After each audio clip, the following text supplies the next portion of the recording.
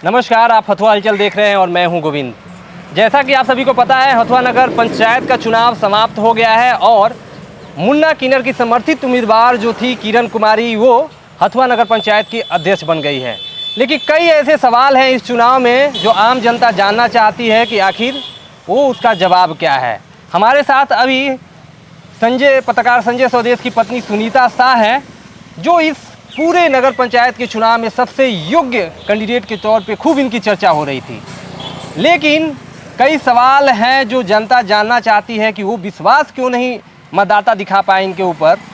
और कई सवाल हैं, उसका जवाब लेने के लिए हम चलिए, बहुत बहुत स्वागत है आपका। जी शुक्रिया। सबसे पहला सवाल रहेगा कि आप सबसे योग्य कैंडिडेट के तौर पे जानी जा रही थी इस पूरे चुनाव में, लेकिन मात्र 1100 लोगों ने ही ईवीएम का बटन दबा के आप पे विश्वास किया। बाकी जो लगभग लोग हैं, लगभग 12,000 लोग मान के चलते हैं, लगभग 13,000 लगभग 13,000 वोटिंग हुई थी, पोलिंग हुई थी। इसके बावजूद आपको मात्र 1100 वोट मिले, ऐसा क्यों?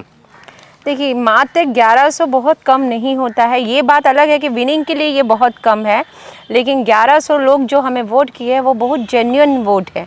आप देखिए, ये 1100 लोग वो हैं जिन्होंने मुझे बिना किसी इसमें मतलब जो आप देखें एक दौर चला था वोट का, वोट खरीदने बिक्री का, उसमें बिल्कुल भी इन पे इफ़ेक्ट नहीं पड़ा और जेन्युइन इन लोगों ने मुझे वोट दिए। तो 1100 लोग बहुत कम नहीं है, ईमानदार और योग्यता को जानने वाले लोग हैं ये 1100 लोग। एज ए कैंडिडेट देखा जाए तो एक लौती कैंडिडेट थी जो सबसे ज़्यादा पैदल चली, जी, डोर टू डोर कैंपेन की, जी, फेस टू फेस सबसे ज़्यादा बातें की और कई सभाएं की, जी, लगभग सैकड़ों लोगों के बीच। जी। इसके बावजूद लोगों को ये मैसेज तो आप पहुंचा पाए कि आप सबसे योग्य हैं, सबसे शिक्षित हैं और आपको अगर मौका मिले तो काम भी कर सकती हैं। बिल्कुल। इसके बावजूद भी लोग आप पे विश्वास जो है, आपके कहने का विश्वास उन लोगों का क्यों नहीं हुआ?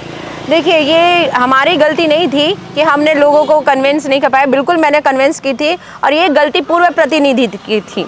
जो पूर्व प्रतिनिधि आज तक निकल के आए, जो बोले इलेक्शन के समय बड़े बड़े वादे किए और इलेक्शन वोट लेने के बाद, इलेक्शन जीतने के बाद वादे पूरे नहीं करते। तो कहीं ना कहीं ये लोगों में एक ऐसी भी भावना आ गई, वो मुझ पे पूरी तरह से विश्वास नहीं कर पाए। उन्हें लगा कि ये भी जीत के क्या करेंगी, इसलिए भी कई वोट मेरे तरफ से डाइवर्ट हुए।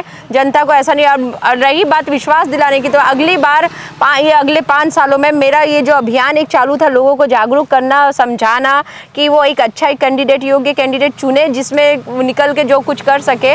तो मैं इन 5 सालों में फिर उन्हें समझाऊंगी और बताऊंगी कि नहीं, आप विश्वास करके एक बार देखिए। अभी मेरी कोशिश जारी थी और जारी रहेंगी विश्वास दिलाने में। लेकिन आप जो ये लॉजिक दे रही हैं, इसका प्रभाव तो हर किसी के बारे में जनता और मतदाता यही सोच रही होगी। ऐसा थोड़ा है कि आप कहीं चंद्रमा से आई है और आपके बारे में कुछ अलग जनता और मतदाता सोच रहा है। नहीं, जनता बिल्कुल अलग सोच रहा है, ऐसा नहीं है। अभी भी देखिए, मैं भले हार गई हूँ और मेरे पास उतनी सीट वोटिंग नहीं आई है, सीट नहीं मिला मुझे, लेकिन फिर भी जनता आज के डेट में मुझे ना वोट देने का भी अफसोस है। इसी से समझिए कि जनता का मैंने भरोसा जीत ली थी।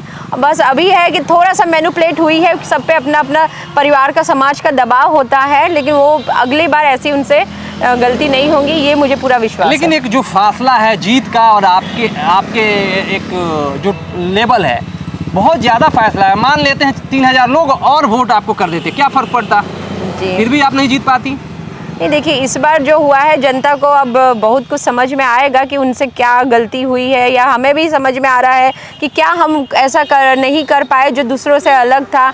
हम तो एक अच्छा सीधा साधा एक एजेंडे पे जो काम कर रहे थे, हमारा था कि समाज में सेवा करना था, हमें राजा नहीं बनना था, हमें जन सेवक बनना था। लेकिन रही बात है कि पॉलिटिक्स में लोग जैसे कहते हैं कि मुझे सेवक बनना है, तो फिर पॉलिटिक्स में ज़रूरत ही क्या है? आप ऐसे भी सेवा कर सकती हैं। सीट मतलब एक कुर्सी की ज़रूरत क्या है, पद की क्या ज़रूरत है? बहुत से देखिए, ऐसा है, बहुत सारा काम ऐसा होता है जिसमें क्या होता है कि जहाँ से कराना होता है ना, उसके ज़रूरी होता है कि आप किसी पद पर रहें।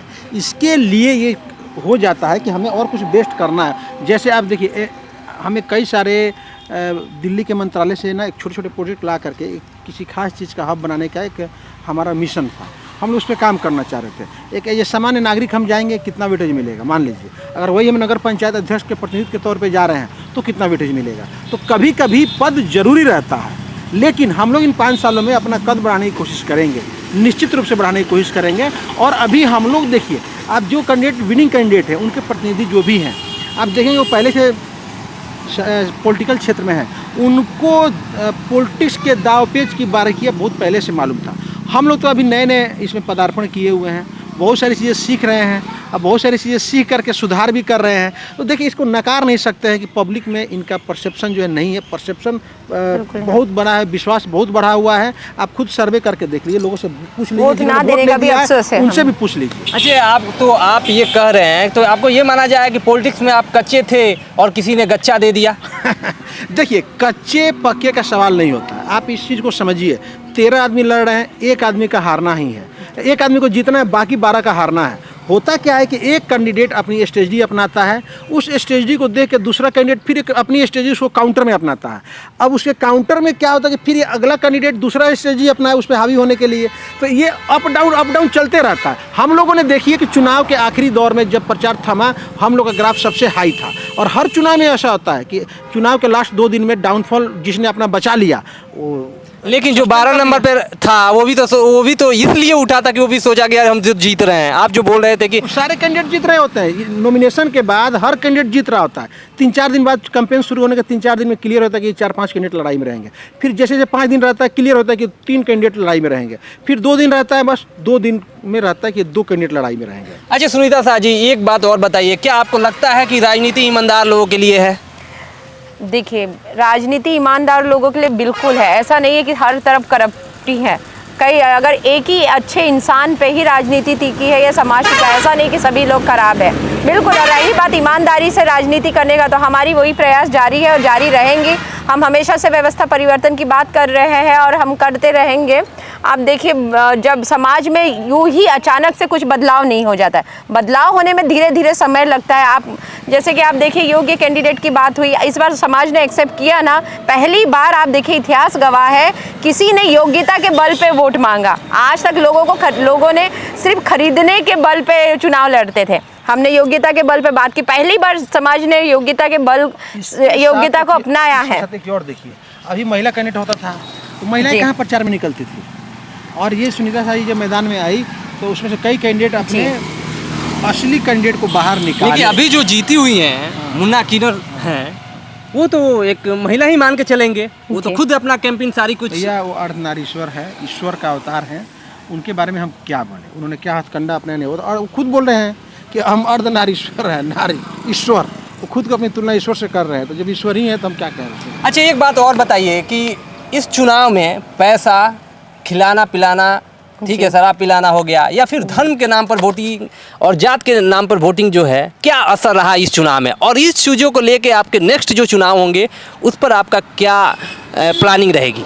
देखिए, ये हमारा दुर्भाग्य है कि 21वीं सदी में आने के बाद भी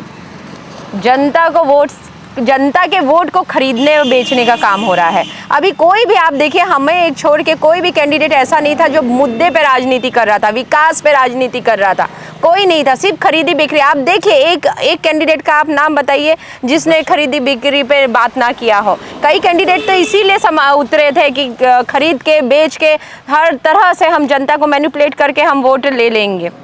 मतलब अगले नेक्स्ट चुनाव में क्या स्ट्रेटेजी रहेगी? नेक्स्ट चुनाव की स्थिति हम कैसे ही बता दें, उस समय कौन कैंडिडेट उतर रहा है, क्या सिचुएशन होगी, ये सीट आरक्षित रहेगी कि नहीं रहेगी? हम कैंडिडेट से रिलेटेड नहीं पूछ रहे हैं, तो समय पे हम इन चीज़ों से पूछ रहे हैं कि पैसे पे मोबिलाइज करना वोटों का, खिलाने पिलाकर मोबिलाइज करना, या फिर धर्म के हिसाब और जाति के हिसाब से मोबिलाइज करना, इस पे क्या स्ट्रेटेजी? पे बात कर रहे थे और हमेशा हमारा यही मुद्दा रहेगा। देखिए, स्ट्रेटेजी तो हम अभी नहीं कुछ कह सकते किस मुद्दे कैसा रहेगा, लेकिन हाँ, आप एजेंडा की बात अगर करते हैं तो हम बिल्कुल बताएंगे कि एजेंडा तब भी हमारा वही था, जेन्युइन, आज भी वही है और हमेशा वही रहेगा। हम कभी दूसरों की तरह ऐसे दकियानुसी हवा में नहीं फेंक देंगे कि हम ये करना है, वो करना है, वो करना है। हमारा सीधा एजेंडा है जो जेन्युइन रहेगा समाज में, जो दिक्कत है समाज में, वही हमारा रहेगा और हम उसी पे हमेशा बात करेंगे। आप देखा जाए तो ऊपर से टॉप से 4th नंबर पे आप आई जी, आपका एक्सपेक्टेशन क्या था? आफ्टर कह रहे हैं कि बिफोर जो चुनाव था या आफ्टर चुनाव रिजल्ट के पहले आपका एक्सपेक्टेशन क्या था जनता? देखिए, मुझे